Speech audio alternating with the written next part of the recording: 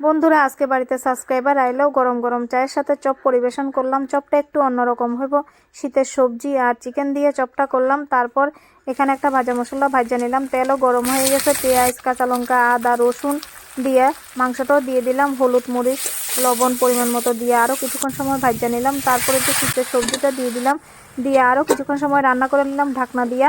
তারপর এখানে আধা চামচ চিনি, ধনিয়া পাতা, এই যে ভাজা মশলাটা দিয়ে রান্না করে নিলাম। তো দেখো হয়ে গেছে। তারপর আমি এখানে এই যে হাত দিয়া এগুলারে চপের আকারে করে নিলাম। তারপর বিস্কিটের গুঁড়া আর ডিম দিয়ে এখানে কোট করে নিলাম। তো সবগুলো আমি একইভাবে কোট করে নিলাম এখানে। তারপর তেলও গরম হয়ে গেছে, এক এক করে এখানে ভাজা নিলাম।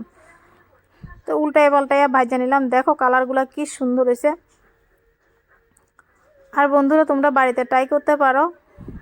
তো আজকে আমার চপের ভিডিওটা যদি তোমাদের ভালো লাগে অবশ্যই